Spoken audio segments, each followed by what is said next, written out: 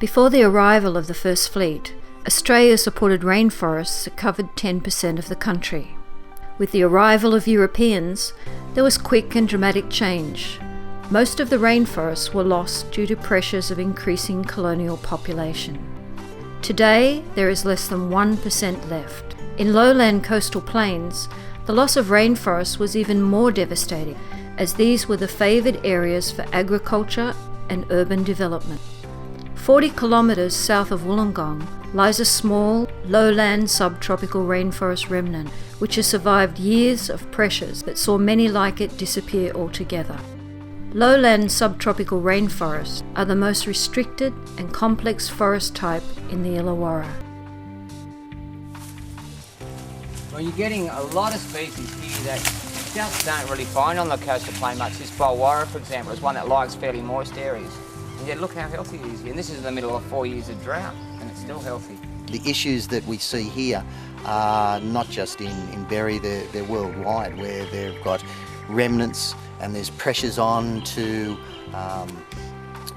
take a little bit here and a little bit there, and the trouble is that we've got precious little left. So what we do have left, whether it's in Berry or in Borneo, are extremely important to protect, manage and hopefully expand and link up to other areas.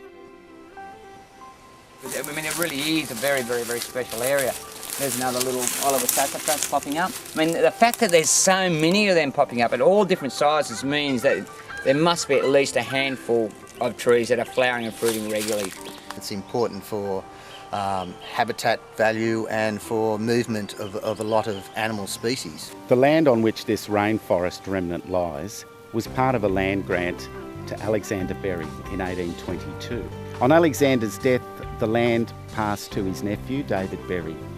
And when David Berry died in 1889, he left certain legacies which included the dedication of 12 hectares to build a hospital. The residue of the land contained the rainforest, and the dedication of the land by David Berry has helped to preserve it. According to research carried out by Peter Dillon Smith, the site was still wooded in 1909, although large eucalypts were selectively felled from the area. Peter was the first person to conduct conservation in the rainforest remnant. When he started removing weeds from the site and some eucalypt seedings which sprouted after fire, he realised that despite the impacts of the past, the site was surprisingly resilient. With some effort, the site was able to regenerate back into a lowland coastal rainforest that you see today. There was a proposal to sell off this block to developers to raise money to upgrade the hospital. So that was won by the Berry community, who said that this had been deeded to the community and should stay in the hands of the community. The single biggest impact that this rainforest faced was a burning in 1995. One burning sets the rainforest back. 2 burnings or more completely changes it, and it would have changed into a eucalypt forest, and then it would have been a real fire hazard which would have had to be burnt continuously, and hence no more rainforest. As soon as you start to do a burn off or burn any area of natural vegetation, even if you only just do it once, what that does, it sort of encourages the plants that like fire, right? Because the ones that don't like fire get wiped out by it or get stressed by it. So what it means, you have a selection happening, and if you then burn it again and then burn it again, what you're doing is you're losing all the rainforest species which like to suppress fire, and you're encouraging all the species that encourage fire. In the early 1990s, when Peter worked on this site, he believed that regular slashing, cattle grazing and weed infestation were the other major threats to this rainforest. Essentially the whole process of fire and fire and fire means that your soil over a long period of time gets less and less fertile, which encourages more and more flammable species, rather than the opposite, which is what happens with eucalypt species, rainforest species. They tend to lock up the nutrients, there's generally not fire, and the nutrients tend to build up slowly over a period of time because they're not getting leached out. Certain amounts are, but the vast majority of them are actually getting incorporated into the living biomass and in the soil itself. Then there was a lot of new growth that came up when it rained, Amongst that was a lot of weeds and a lot of new eucalypts. Now they would have taken over, but I treated them as weeds, the seedlings of eucalypts.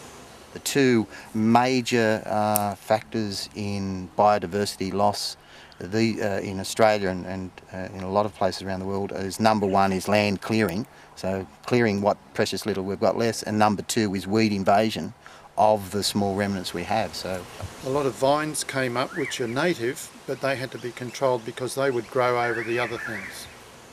Peter Dillon Smith began removing lantana and privet seedlings. He found that the previously struggling native plants, now freed of competition from the weeds, began to thrive. This site contains a good native seed bank, and Peter was surprised that the threat of weed removal being followed by reinfestation of worse weeds did not occur.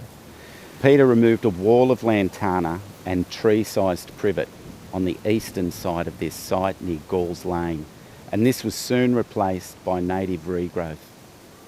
No plantings were needed due to the capacity for natural regeneration of this rainforest.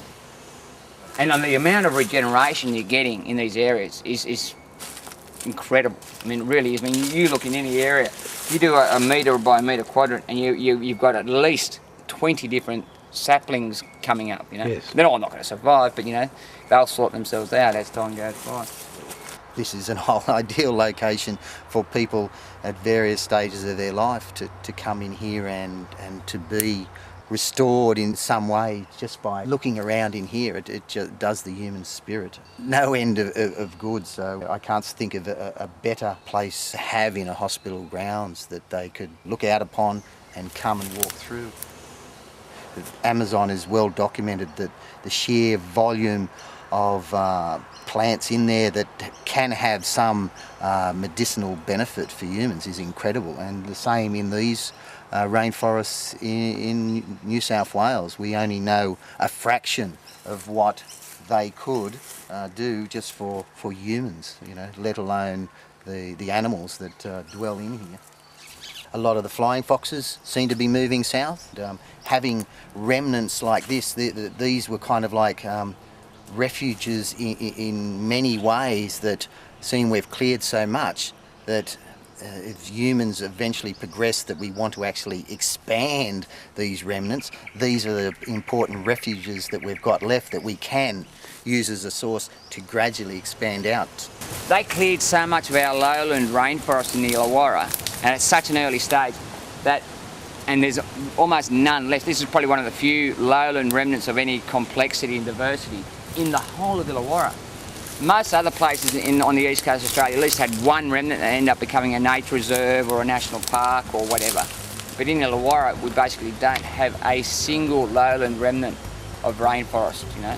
And so this is actually sort of gives us a bit of a window into how a lot of these rivers and these coastal plain rainforests or vegetation looked 200, 210 years ago.